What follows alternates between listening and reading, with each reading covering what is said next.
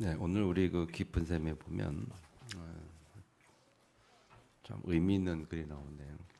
뒷장에 3페이지에 보면 진짜 죽는 이유라는 제목이 있어요. 네 가지 우리가 잘 쓰는 그런 보통 사람들이 잘 쓰는 네 가지 이야기가 나옵니다. 첫 번째가 아파서 죽겠다. 많이 쓰죠. 우리 아파 죽겠다. 그 말은 뭐라고요? 아니라 그러면서 질병을 이길 힘이 없어서 죽겠다. 질병을 이길 힘이 없다는 거죠. 질병을 이길 힘이 없으면 뭐 그렇게 아파 죽을 일이 아니란 말. 두 번째는 힘들어 죽겠다. 근데 그거는 가치를 몰라서 못 넘어선다. 내가 일이 힘들다는 것은 그에 대한 가치를 모르기 때문에 가치가 얼마나 중요한지 모르기 때문에 그 힘든 거를 넘어서지 못하는 거죠. 세 번째 보면 바빠서 죽겠다. 그 말은 이유를 몰라서 분주할 뿐이다. 그 말은 내가 바쁜 이유, 바쁘다는 말은 일이 많다는 건데 그 일을 해야 될 이유를 모르니까 일이 분별이 안 되니까 바쁠 수밖에 없는 거죠. 이것저것 하다 보니까 정말 중요한 일은 안 하고 중요하지 않은 일만 하다 보니까 너무 바쁜 거겠죠. 세 번째 일이 많아서 죽겠다. 그 말은 같습니다만은 방향을 몰라서 일이 많을 뿐이다. 그는 해야 될 일 안 해야 될 일 구별이 안 된다 그런 말이죠. 그래서 그걸 가지고 질문을 바꿔야 합니다. 그러면서 밑에 보면 지금 이 일과 어려움 앞에서 내가 보아야 할 방향을 우리가 바꿔야 되고 방향이 뭔가, 그 다음에 내가 찾아야 할 이유가 뭔지, 내가 누려야 할 가치, 그리고 내가 얻어야 할 새 힘이 무엇일까. 이걸 한마디로 말하면요, 하나님을 믿는, 우리 하나님의 자녀고 하나님 우리 아버지인데 우리 하나님 믿는데 그 하나님에 대한 믿음이 믿음의 문제. 하나님 얼만큼 믿느냐, 신뢰하느냐, 그 믿음의 문제로 한마디로 얘기할 수가 있다. 하나님을 정말 100% 정확하게 믿으면 우리 방향, 이유, 가치, 새 힘 이런 것들이 다 나올 수밖에 없어요. 제대로 발견될 찾아져 나올 수밖에 없고, 그렇다면 뭐 죽겠다, 아파 죽겠다, 힘들어 죽겠다, 아파 죽겠다 이런 그런 말을 하지 않을 수밖에 없죠. 맞습니까? 그래서 거기에 대한 답으로 밑에 성경 구절 4개를 써놨어요. 방향, 내가 보아야 할 방향에 대해서 뭐라고 하냐면 그 메뉴에 그런즉 너희가 먹든지 마든지 무엇을 하든지 다 하나님의 영광을 위하여라. 우리 삶의 방향은요, 하나님의 영광입니다. 하나님의 영광. 하나님의 영광을 위한 일이 아니라면 안 해도 돼요. 일이 많아서 죽겠다 그 말은 하나의 영광을 위한 일이 아닌 다른 일에 너무 바쁘다 그렇게 말할 수 있겠고, 두 번째, 다윗이르되 대해 내가 무엇을 하여라, 무엇을 하였나이까 어찌 이유가 없으리까. 이유에 대한 얘기죠. 이유. 이유 있는 삶. 왜 사느냐, 이유 있는 삶. 그 분명한 이유를 말하면 분명한 이유가 있으면, 확실한 이유가 있으면 그렇게 바빠 죽을 일도 없습니다. 해야 될 이유를 분명히 깨닫기 때문에, 반대로 말하면 안 해야 될 이유도 안다는 거거든요. 이 일을 굳이 해야 될 필요가 없다는 것도 안다는 거거든요. 그렇다면 바쁘지 않을 수 있겠죠. 세 번째 보면 내가 달려갈 길과 주위에게 받은 사명 곧 하나님의 내 복을 전가하는 일을 마치려면은 나의 생명을 줘도 조금도 귀한 것을 여기지 아니하노라. 가치입니다. 가치. 우리 삶의 가치가 뭡니까? 내가 누려야 할 가치가 뭐고 내 생명의 가치가 뭡니까? 우리가 복음 전하는 이 가치는 뭡니까? 내가 살아가는 삶의 가치는 뭡니까 또? 그 가치를 올바르게 우리가 발견하는 겁니다. 우리가 살아가는 삶, 하나님의 자녀로서 복음을 누리는 삶은 진짜 가치 있는 거고요. 그 복음을 증거하는 것은 정말 가치 있는 일이에요. 그래서 바울이 그걸 깨달았기 때문에 하나님의 은혜의 복음을 증거하는 일에는 자기 생명도 아끼지 아니한다. 그렇게 고백을 한 거겠죠. 자, 아파서 죽겠다. 이 질병에 이름이 없다 했는데 성경에 보면요. 하박국 3장 10절에 보면 주 여호와는 나의 힘이시라. 나의 말을 사슴과 같게 하사 나를 나의 높은 곳으로 다니게 하시리로다. 하나님, 주 여호와 하나님이 나의 힘이라. 그래서 그 하나님이 주시는 영적 힘을 얻으면, 새 힘을 얻으면 이 오늘 성경 말씀대로 사슴과 같게 나를 나의 높은 곳으로 다니게 하시리로다. 그 새 힘을 얻어 살아가는 그 삶의 발걸음은요. 뭐 좀 더 과하게 표현하면 구름을 걷는 기분이랄까요? 뭐 그런 기분이 돼요. 새 힘을 얻는 기분. 이해하시죠? 뭐 경험들을 해보셨을 겁니다. 한두 번쯤은. 지속해서 안 되는 이유는 지속해서 하나님의 말씀이 내게 새 힘이 안 되니까. 지속해서 영적 힘이 없으니까 우리가 그렇겠죠.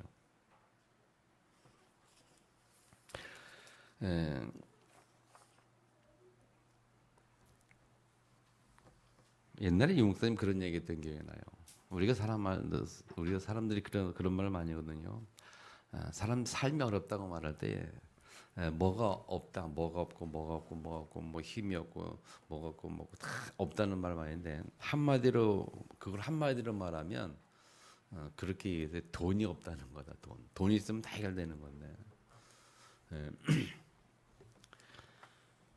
마찬가지로 우리가요 삶에 많은 문제들이 있는데 그 문제들 가지고 고민하고 싸우고 있는데 한마디로 말하면 믿음이 없어서 그런 거예요.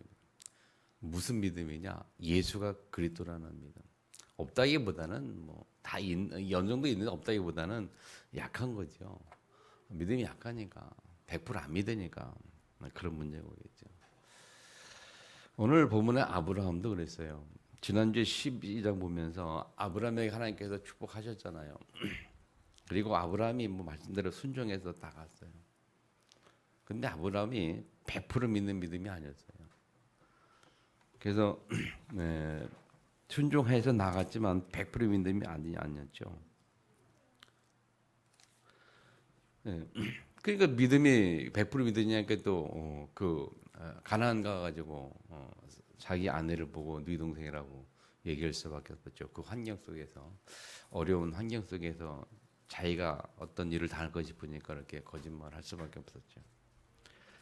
그런데 오늘 본문에 보면요, 롯이 아브라함을 떠난 후에 그랬어요.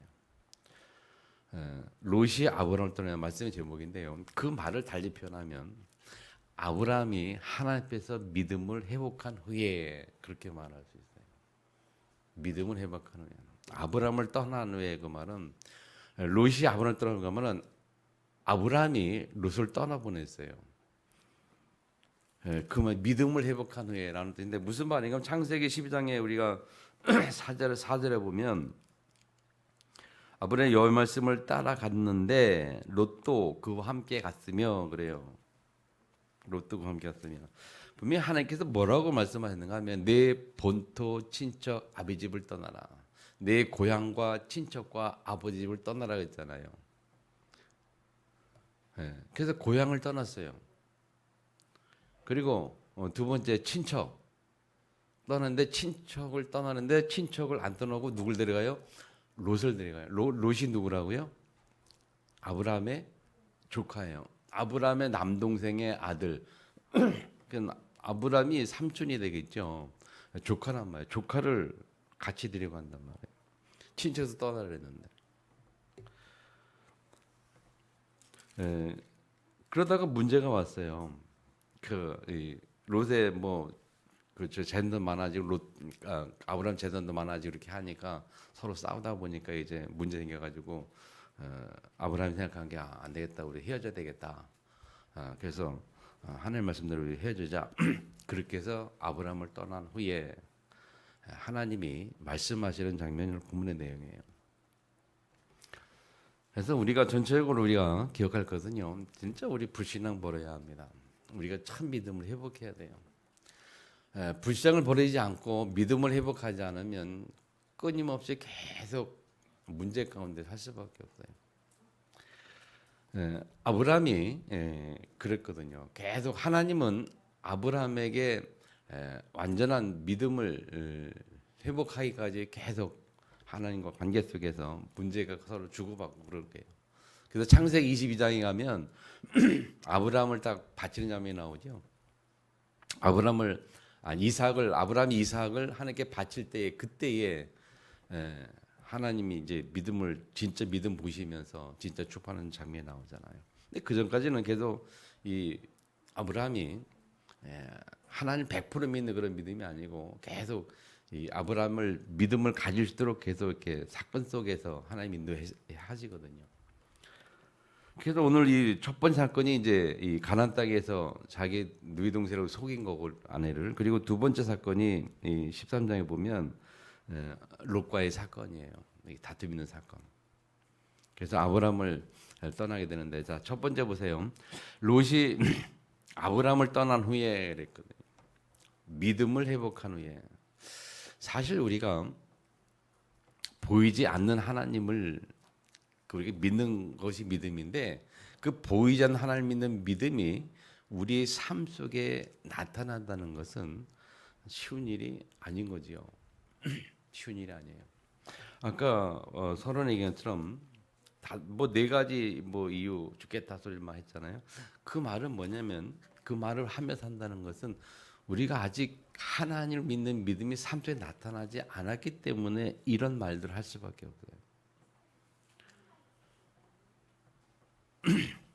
옛날에 유명한 책이 하나 있었는데요. 제목이 뭐냐면 예수님이라면 어떻게 하실까? 혹시 들어보셨습니까? 예수님이라면 어떻게 하실까? 그 책이 있었어요.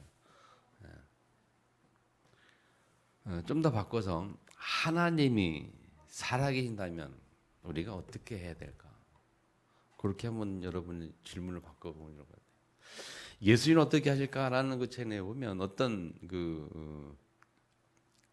뭐랄까 잡지 같은 거죠. 신문 같은 그 사람이 그 잡지에 돈을 많이 벌고 있었는데, 광고, 특히 이제 그런 것들은 광고할 때 수입이 많잖아요. 그래서 이제 이런저런 광고들을 다 받아서 이제 광고 수입으로 이렇게 돈 벌고 있는데, 이 사람이 예수 믿었어요. 예수 믿고 나서 가만히 보니까 이런 광고들은 이렇게 여기 실까 말까 하면 안 되는 그런 생각을 하겠어요. 믿음을 갖고 보니까 이 광고 내는 것이 좀 마음에 걸리는 거죠.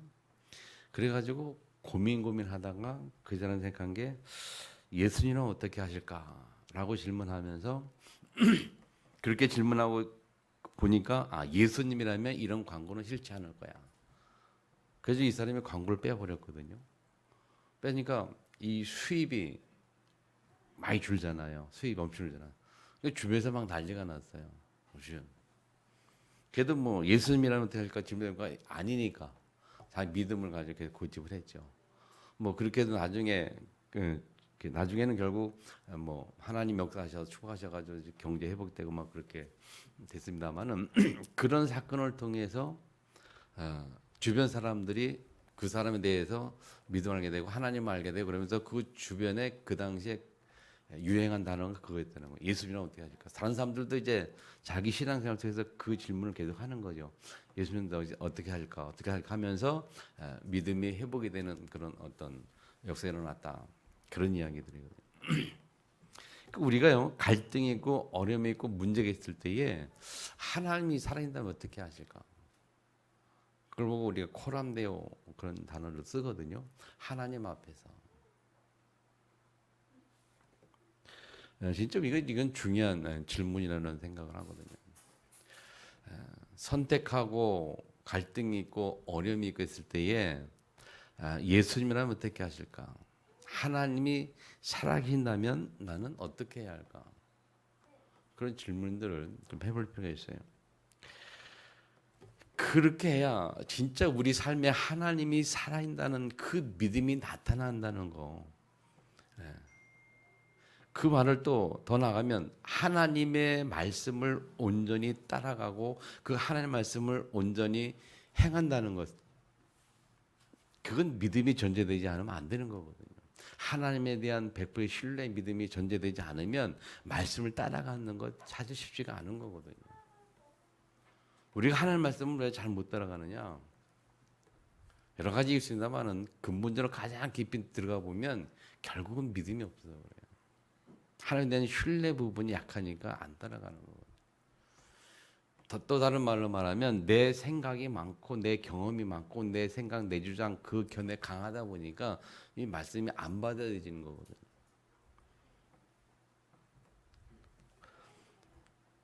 이 아브라함이 본토를 떠났고 아버지 집을 떠났는데 친척을 롯을 데려가요. 문제가 와서 깨닫게 되면서 헤어져야 되겠다. 떠나자. 그러면서 세 번째 그 일본에서 한번 뭐라 그래요? 나를 떠나가라. 내가 좌하면 나는 우하고 내가 우하면 나는 좌하리라. 이 유명한 말씀이잖아요. 네가 이쪽으로 가면 난 이쪽 가겠다. 저쪽 가면 난 이쪽 가겠다. 선택하라. 그래서 롯이 딱 바라보니까 소돔과 고모라가 보니까 살기도 좋고 문화도 좋고 뭐 삶도 여러 가지 배경이나 위치나 다 좋은 거예요. 그래서 소돔을 선택했잖아요. 다 양보하고 그 아브라함은 다 양보하고 다 주고 나머지를 선택했죠.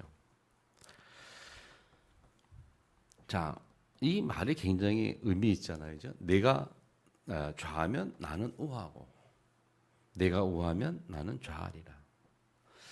이렇게 말할 수 있는 것은요. 하나님의 주권을 인정하지 않으면 할 수 없는 거죠. 그죠? 불신앙 가지면 이런 얘기를 할 수가 없어요. 조금이라도 내 이익을 생각하고 내 이익을 나의 유익을 좀 생각한다면 이렇게 말할 수가 없어요. 하나님을 100% 믿고 하나님 주권 인정하고 그 믿음이 회복되니까 네 마음대로 다 양보를 하는 거예요. 여러분 믿음의 사람은요 양보할 수 있어요. 아멘. 하나님이 100% 믿어지면 양보할 수 있습니다. 어려운 상황 가운데서도 하나님 가운데서도 아무리 힘들다 하더라도 하나님에 대한 100% 믿음이 회복이 되면 불신앙 버리고 회복하면 믿음이 회복하면 우리는 양보할 수 있어요.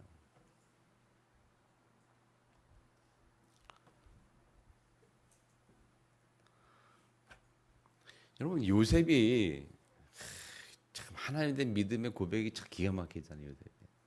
창세기 45장에 보면 그 현장에 그 45장 딱 보면 저는 그 장을 볼 때마다 참 가슴이 뭉클하고 막 눈시리 뜨고 이렇게 눈물 날 정도로 참 감동이 오는데 요셉이 그렇게 고백하잖아요. 형들이여 근심하지 마 한탄하지 마세요.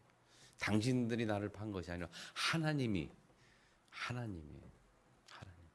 우리 가정을 큰 권을 미리 계획하시고 우리를 구원하시고 미리 나를 보내셨다. 하나님 보내셨다는 거예요. 형들이 팔았는데. 사람이 볼 때 반드시 형들이 팔아먹거든요, 요셉을. 근데 요셉은 생각이 그렇게 아니었어요. 하나님 보냈다고 얘기한 거예요. 자, 뭐랬으면 여러분? 믿음은 생각을 달리하는 게 믿음입니다. 믿음이 좋아지고 믿음이 회복된다는 말은 생각을 바꾼다는 거예요. 내 생각을 버리고 하나님의 말씀을 따라 생각을 바꾸는 게 믿음이에요, 여러분. 아멘. 자꾸 내 생각거든요. 사람이 생각해요. 이 노예로 파는 건 형들이거든요. 형들 분명히 노예로 팔았어요. 근데 요셉은 생각이 바뀌었어요. 믿음을 가진 요셉은 하나님 주권 인정한 요셉은 아니야. 너희들이 판 게 형들이 판 게 아니고 하나님이 나를 미리 보내신 거야. 다윗 보세요. 다윗. 믿음의 사람 다윗도 마찬가지잖아요. 사울 왕이 그렇게 사울 왕이 자기 딸을 주고 그 사위잖아요. 사위. 그렇게까지 하면서 했는데 이 백성들이 좀 시기한다 해가지고 뭐 다윗은 뭐 만만이고 사는 천천히 나와 그 노래 부르면서 막 그렇게 위기의식 느끼니까는 사이고 뭐고 필요 없고 이제 죽이려고 막 그렇게 쫓아다니잖아요. 그때 죽음의 굴에서 굴 속에 숨었는데 그 굴 속에 들어왔어요 사울 왕이. 그래서 다윗이 처치할 수 있었잖아요. 근데 처치 안 하잖아요. 안 죽이고 그냥 살짝 옷자락만 베어간단 말이에요. 이 하나님을 100% 믿는 믿음의 사람이라면요, 정말 믿음 가지면요, 그냥 여유가 있어요. 양보할 수 있어요. 그냥 간단히 끝내면 되는데 그냥 하나님께 맡겨버리고 나오는 거잖아요. 나오고 살려준다. 그래서 이 사울이 또 깨닫고, 그래 잘못했다. 너는 진짜 뭐 내 아들 뭐 그렇게 해놓고 또 나중에 또 배반해버려요. 사람은 또 변해요. 나중에는요, 아들 압살롬이 반역해가지고 다윗 쫓겨가는 과정에서 우리가 잘 알듯 그 이름이 갑자기 기억이 안 나는데 그 백성 하나가 다윗을 막 저주하잖아요. 저주할 때 그 다윗의 신하가 다윗을 보고 왕이시여 명령만 내시면 저 사람을 가만두면 되겠냐. 탁 지금 적당히 손보고 좀 해야 되는데 그때에 다윗이 한 말이 내버려둬라. 하나님이 아는 거 아니냐. 그것도 하나님께서 하시는 거 아니냐. 왕의 권위와 힘인데도 불구하고 그 한낱 백성 하나의 그 저주와 욕을 하나님이 하시는 것으로 인정을 하고 받아들이고 그렇게 보니까 내버려 두라는 거예요. 아멘. 이게 믿음 가진 자의 생각이요. 이게 하나님 믿는 자의 생각이고 하나님 가진 자의 믿음이요. 오늘 이 아브라함도 내가 좋아하면 나는 뭐하고 내가 나는 좋아해 다 양보해 줬어요. 다 양보하니까 하나님이 양보한 그 사람에게 손해를 봅니까? 하나님 더 다시 축복을 합니까? 그 믿음을 가진 사람들의 믿음의 고백을 하고 믿음의 행동을 가고 그 믿음의 행동을 보인 사람들에게 하나님은 반드시 그 이후에 하나님의 역사를 우리가 보게 되잖아요. 아멘. 오늘 이 아브라함도 그 위에 하나님 막 가명 318명을 건드리게 하고 막 그냥 굉장히 축복했는데 이 롯은 그 좋은 거 선택해서 잘 돼야 될 텐데 잘 되지 않아가지고 잡혀가가지고 삽니다. 오히려 망신만 나고. 그래서 이 아브라함이 가병 이끌고 롯을 구해오는 그런 일들이 여러분 우리가 하나님 앞에 축복받아야 했습니까? 우리의 인본주의를 세상 앞에서 자꾸 뭔가를 해야 되겠습니까? 축복받아야 됐습니까? 사람을 통해서 복을 받겠습니까? 여러분 하나님을 통해서 복을 받겠습니까? 세상을 통해 여러분이 복을 받겠습니까? 아니면 하나님을 통해서 복을 받겠습니까? 우리 누굴 통해 복을 받겠냐 말이에요. 누가 생사부의 주권자입니까? 세상이 여러분에게 다 줄 수 있나요? 우리가 세상에서 다 얻을 수 있긴 있어요. 세상에 우리가. 근데 우리의 노력까지 되는 게 아니잖아요. 그리고 우리가 하나님이 생사화복의 주권자다. 여러분 진짜 믿음 회복을 준비하고 축원합니다. 믿음 회복을 하셔야 돼요. 하나님 살아계시다면 우리는 많은 생각들을 바꿔야 합니다. 정말 하나님 살아계시고 그분이 우리 생사화복의 주권자라면 우리는 많은 생각이 바뀌어야 합니다. 예배에 대한 생각도 바뀌어야 합니다. 이 예배가 뭡니까 여러분? 하나님 믿는다는 믿음이 뭐고 우리의 신앙생활이 뭡니까? 하나님 말씀은 나에게 어떤 의미가 있습니까? 나는 하나님 말씀을 내가 어떻게 받아들이고 하나님 말씀을 내가 어떻게 대하고 있습니까? 이런 많은 부분들이 말이죠. 성도들만 그런 게 아니에요. 때로는 목회자들도 참 안타까울 때가 많아요. 그래서 가끔은 내가 이제 하나님 앞에 선다면 정말 중직자나 목회자나 평도가 하나님 앞에 선다면 우리는 많은 생각들이 바뀔 수밖에 없습니다. 아멘. 그래서 그것이 우리 삶에 나타나는 것, 보여지는 것, 그게 전도예요. 하나님의 살아계시다는 그 하나님의 절대 주권을 믿는 믿음이 나에게서 다른 사람이 볼 수 있다는 것. 그게 신앙생활, 나에게서 나타난 건 신앙생활이요. 그것을 다른 사람이 보는 것이 전도예요. 아멘. 왜 전도가 안 되느냐? 불신자들이 볼 때 별로 믿을 필요성을 못 느끼는 거죠. 내가 믿는 하나님, 내가 믿는 예수 하나님을 사람들이 주변 분자를 볼 때 별로 믿을 만한 이유를 못 느끼는 거야. 그러니까 안 믿는 거 전도가 안 되잖아.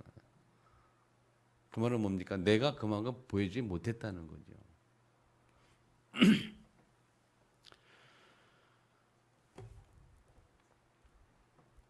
승리하시기를 축복합니다.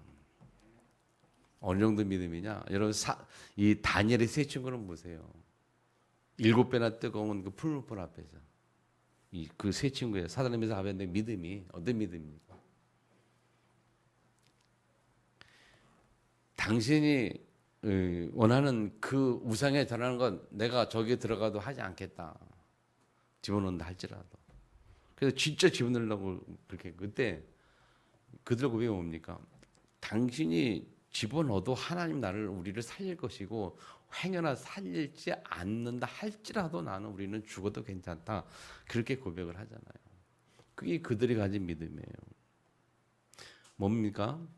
생명에 대한 생명보다 더 귀한 믿음. 그러니까는 이 가치, 믿음의 가치. 그 가치가 뭔지를 알았기 때문에 죽어도 상관없다 우리가.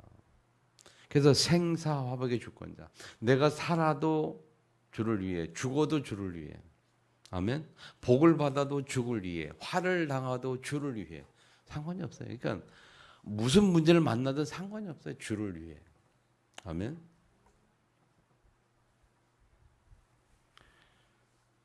바뀌어야 합니다. 정말 바뀌기를 주님의 축복합니다. 바뀌세요. 아멘. 믿음을 가지시라고요. 그렇게 되면 그 믿음을 가면 두 번째 하나님께서 말씀하셨는데 무슨 말씀하셨습니까? 여호와께서 이르시되 동서남북을 바라보라. 그리고 17절에는 종과 행으로 다녀보라 이렇게 말해요. 보이는 땅을 너와 내 자손에게 주리라. 여러분 동서남북 종과 행 그 의미가 뭘까요? 창세기 1장 28절에 보면 하나님께서 아담과 에게 주신 말씀은 땅을 정복하고 다스려라 말씀하셨어요. 그게 원래 우리의 신분이었어요. 이 아브라함에게 다시 그 신분을 회복해 주는 거예요. 그리고 예수님께서 부활하시고 승천하기 전에 부활 메시지를 주신 말씀이 뭡니까?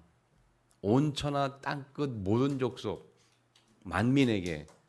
무슨 말이에요 여러분? 우리가 참 하나님 앞에 올바로 서고 참 믿음의 회복이 되면 우리에게 보여지는 것이 이것이 보여진다는 거예요. 또 하나님은 우리에게 이것을 주셨고 또 하나님은 지금 우리가 이것을 보기를 원하는 거예요. 뭡니까? 땅그릇을 보기를 원하고 모든 족속으로 보기를 원하고 쉽게 말하면 237을 보기를 원하고 5천 종족이 우리 마음에 담겨지기를 원하는 거예요. 아멘 안 하시나요? 하나님 앞에 믿음이 바르게 회복이 되면 당연히 하나님께서 우리에게 이런 은혜를 주실 수밖에 없어요. 그래서 하나님 앞에 온전히 믿음 회복된 사람들은 그 복음에 대한 열정이 막 뜨거워지고 세계복음을 하는 그게 단어가 이해가 되면서 그걸 때문에 막 불타 기도를 하는 거예요. 아멘 안 하십니까? 그런 거 아닌가 생각해 보세요. 진짜 주변에 한번 확인해 보시라니까요. 진짜 믿음이 바른 사람은요 정말 선교 전도에 아주 열정적이고요 조용히 그냥 계속 합니다. 그러니까 하나님 더 축복하죠. 그 경제 회복한 사람들, 믿음의 사람으로 신앙인으로서 경제 회복한 사람들을 여러분이 보면서 그 사람들의 믿음이 어떤지를 보고 그 사람들이 어떻게 신앙생활 하는지를 살펴보라니까요. 어떻게 헌신을 하는지, 그들의 방향이 뭐고, 그들의 가치가 뭐고, 오늘 얘기했던 네 가지 뭐 가치, 이유, 방향, 새힘, 그들이 어떻게 그것을 회복하고 어디서 그것을 찾아내는지 살펴보라니까요. 나하고는 뭐가 다른지. 하나님 앞에 축복받는 사람들을 좀 보면서 나하고는 뭐가 다를까? 그들이 가치, 방향 그런 것을 보고 어떻게 나랑 다를까 한번 생각해 보세요. 우리는 진짜 하나님 앞에 많은 생각을 해봐야 됩니다. 이 237 세계복음화 땅끝 5천 종족이라는 것이 우리 가슴에 얼마만큼 우리가 담기고 그것에 대한 나의 열정이 얼마만큼 회복이 되는지 그 안타까움들이 그 얼마나 우리 마음에 이 회복이 되는지 그것을 우리가 놓고 기도 많이 해야 된다니까. 아멘. 그것이 마음에 담겨지면 하나님께서 그 다음에 주시면 보이는 땅을 너와 내 자손에게 주리라. 하나님께서 약속하셨어요. 줄 것이다 반드시. 땅 끝을 보면 모든 족속을 보면 하나님이 종목하게 하실 것이다. 가게 할 거단 말이에요. 약속하신 거예요. 너뿐만 아니라 내 자손에게까지 후손까지 내려갈 것이 아니냐. 아멘. 그래서 거기서 끝나는 게 내 자손이 땅에 틱을 갖게 하리라 말이죠. 자손에게 약속하신 것이고 이 말은 또 다른 말로 하나님이 경제 회복도 주셔서 땅까지 갈 수밖에 없는 그 역사를 하나님 이루시겠다는 거예요.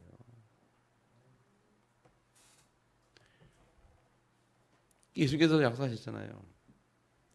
마태복음 28장에 뭐라 했습니까, 여러분? 하늘과 땅의 모든 것을 내게 주셨으니 그러므로 너희는 가서 쭉 얘기하잖아요. 모든 족속의 제자를 삼아. 그런데 맨 마지막에 뭐지? 20절에 뭡니까? 볼지어다 내가 세상 끝날까지 너희와 항상 함께 있으리라 약속하신 거예요. 누구에게? 모든 족속으로 가서 제자를 삼는 자들에게 땅 끝까지 언제까지 너희와 함께 하겠다. 그게 다 끝난 거잖아요. 예수님이 100% 우리 함께하면 다 끝난 거잖아요. 먹을 걸 걱정했습니까? 건강을 걱정했습니까? 뭘 걱정했습니까? 우리가 걱정할 이유가 없어요. 예수님이 함께인데 뭘 걱정합니까? 건강 주시죠, 물질 주시죠, 뭘 걱정합니까? 그게 가기만 하면 한 역사시겠다. 같은 맥락이에요, 여러분. 마가복음 뭐래요? 마가복음 온 천하에 다니며 만민에게 복음을 전파하라. 그래서 믿는 자들에게 이런 표적이 따르리니 그랬어요. 온 천하 만민에게 가서 복음을 전한 자들에게는 표적을 주겠다. 기사와 표를 주겠다. 독을 마셔도 해를 받지 않냐고 막 손 병들어 낫고 이런 해를 주겠다. 그러면서 마지막에 20절 뭐라 했습니까? 주께서 함께 역사하사. 함께 같이 역사하시겠다는 거 우리 삶 속에. 그래서 그런 이적들을 베푸시겠다는 거예요. 누구에게? 온천에 다니며 만민에게 복음 전파하는 자에게. 아멘. 우리 그거는 빼먹고 힘을 그건 빼먹고 뒤에 것만 가지고 믿는 자 필요했다 뭐 믿습니다 필요해 그렇게 기도하니까 이게 문제예요. 앞에 거 빼놓고 기도하니까. 마태복음 28장 앞에 거 빼놓고 모든 족속 빼놓고서 교수님 우리 딱 끝날까지 우리 인생 일평생 나와 함께 해주세요. 동행해주세요. 그렇게만 기도하니까 그 기도가 잘 응답이 되냐 말이죠. 앞에 거 빼먹고. 아멘. 하나님께서 예수님께서 주신 약속이 그렇잖아요. 사도행전 1장 1절 3절 8절 같은 거잖아. 예수는 그리스도 3절 하나님 나라 그 얘기. 그러면 8절 성령 충만. 우리에게 권능을 주시고 땅까지 갈 수밖에 없는 역사를 이루시는 증인으로 삼겠다는 거예요. 오직 성령님 너희에게만 너희 권능을 받고 예루살렘 유대 사마리아 땅까지 이르러 내 증인이 되리라 라고 말한 것은 뭡니까? 증인 되리라고 말하는 것은 당연히 오는 결과라는 의미거든요. 그죠? 대략 내가 하겠다는 내가 해서 되는 것이 아니고 능동태가 수동태란 말은 뭐냐면 주님이 하시겠다는 거거든요. 뭐 하기만 하면 예수는 그리스도 1장 3절 하나님 나라와 그의 의 하나님의 나라 붙들면 그럼 우리에게 성령 충만 주시고 땅까지 갈 수 있는 함께 역사에서 땅까지 가겠다는 거죠. 수동태란 말은 주님이 같이 가겠다는 거잖아요. 아멘. 마찬가지 여러분.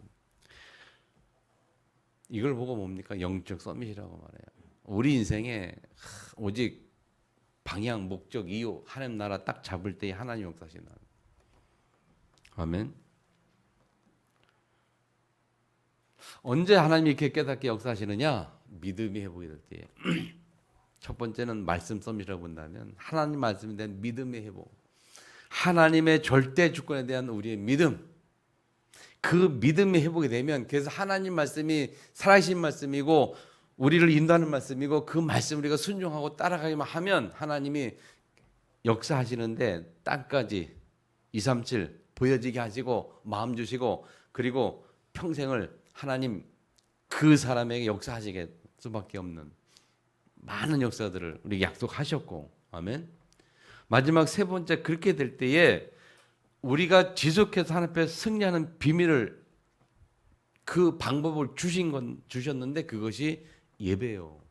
예배. 아브라함이 제단을 쌓았더라. 예배예요, 예배.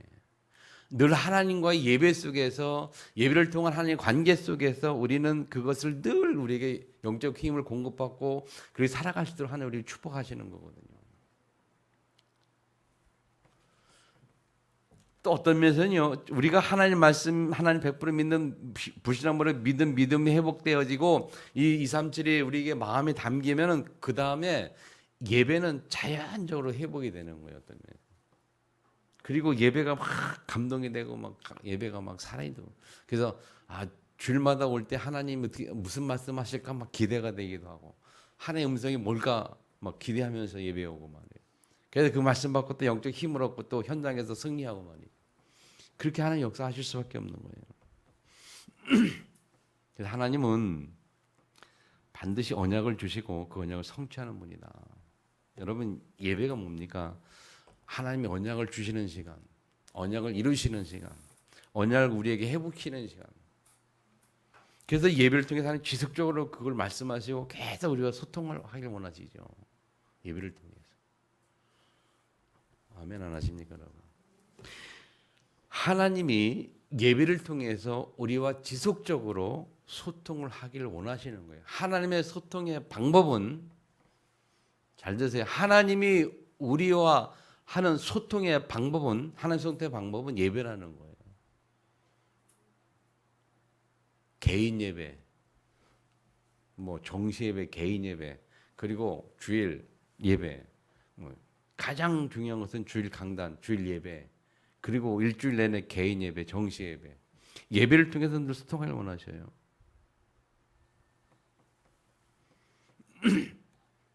그 아브라함이 그 믿음 회복하고 이 좌면 우하고 우함자리에 롯을 떠나 보내고 하나님의 약속을 다시 회복을 하면서 아브라함이 한 게 뭐냐면 장막을 옮겨 제단을 쌓았다.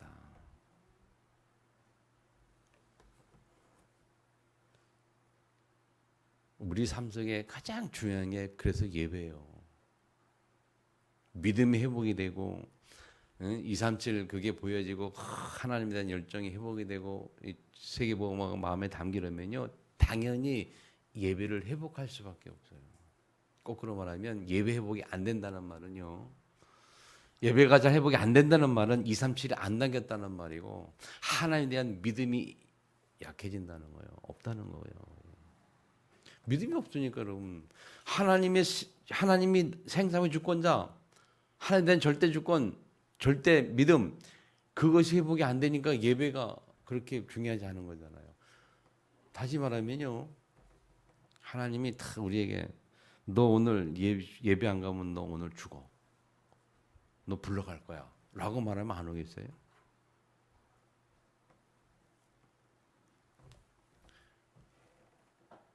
분명 하나님은 생사화복의 주권자거든요. 그렇죠? 근데 그 하나님이 언제든지 불러갈 수 있어요. 그 하나님이 우리에게 너 예배 안 가면 죽어 데려갈게 라고 하면 우리가 안 오겠어요?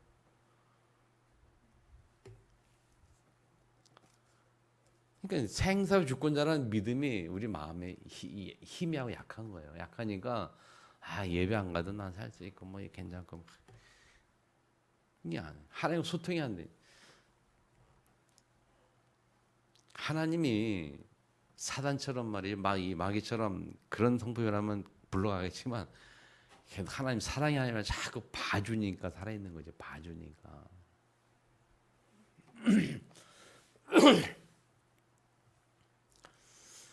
하나님의 은혜가 우리 가운데 있을 때에 여러분 믿음 회복하시길 바랍니다.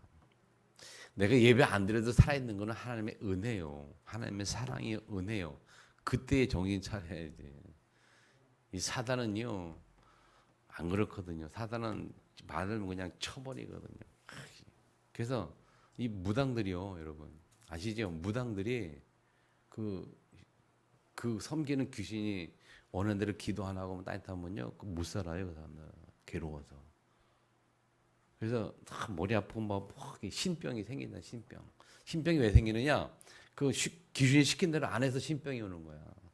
귀신 시킨 대로 하면 신병이 없는데 귀신이 시킨 대로 안 하니까 이 신병이 생기는 거예요. 그러니까 괴로우니까 어쩔 수 없이 하는 거야. 근데 하나님이 참 사랑의 하나님이라 인격적인 하나님이라 그냥 그래도 사랑으로 그래도 기다려주고 돌아올까 기다려주고 10번이고 20번이고 베드로 말씀한 것처럼 70번씩 7번이라도 용서해 주고 말이죠. 그냥 기다려주니까 참 그러니까 여러분이 사는 거죠. 아니면 벌써 난리 났죠. 여러분 하나님의 은혜 속에 있을 때에 아멘. 우리가 우리의 믿음을 가지고 우리의 인격을 가지고 하나님 앞에 서서 온전한 믿음으로 승리하기를 축복합니다. 그래서 예배 회복하세요. 아멘. 네, 주일 예배 회복뿐만이 아니고 일주일 동안 개인 예배 회복하시기를 주님을 축복합니다. 그래서 뭐 간단해요. 우리 신앙생활은 불신앙만 버리면 돼요. 불신앙 버린다는 말은 다른 말은 뭡니까? 하나님의 말씀을 내가 얼마만큼 받아들이냐. 하나님의 말씀을 전능하신 절대 주권자인 하나님의 말씀으로 음성으로 믿고 그 말씀을 따라가냐 안 따라가냐 그게 신앙이냐 아니냐 불신앙 그 차이예요. 믿음 있는 자는 말씀을 붙잡고 따라갈 수밖에 없어요. 왜? 그게 살아계신 하나님 주신 말씀이니까. 지금은요 하나님이 우리에게 막 나타나지 않잖아요. 꿈에서 나타나고 뭐 환청 가운데 그게 아니죠. 구약처럼 그게 아니잖아요. 지금 하나님 우리에게 말씀을 주셨잖아요. 이 하나님 말씀 우리가 듣고 그 말씀을 따라가는 게 그분을 향한 우리 믿음이라니까요. 그 말씀이 우리 가운데 적용이 돼서 우리 삶이 그 말씀 따라 바뀌는 게 신앙이 보여지고 나타나는 거예요. 아멘. 그때의 사람들이 우리를 인정합니다. 아, 저 사람에게는 하나님이 살아있는 거구나. 저 사람에게 하나님이 살아있구나. 원래 저런 사람이 아닌데 저렇게 변한 거 보니까 하나님이 바꾸신 거구나. 원래 사람은 안 바뀌는데 하나님 믿으니까 바뀌는구나. 뭐 이런 걸 통해서 역사 일어나는 거죠. 알게 되는 거죠. 아멘. 결론적으로 여러분 불신앙을 버리고 진짜 하나님의 온전한 믿음으로 말씀을 따라가미고 그러면 말씀의 흐름 속에서 말씀이 성취되는 증인이 될 수밖에 없어요. 오늘 아브라함을 기억하면서 롯이 아브를 떠난 후에 불신앙을 버리고 믿음을 회복한 후에 하나님 주시는 말씀. 그 믿음을 회복한 후에 하나님이 언약을 회복시켜 주시고 다시 예배복을 통해서 우리가 지속적으로 소통하려 원하시는 이 하나님의 은혜 속에 들어가기를 주님을 축복합니다. 통성으로 같이 한번 기도할 때에 주신 말씀 붙들고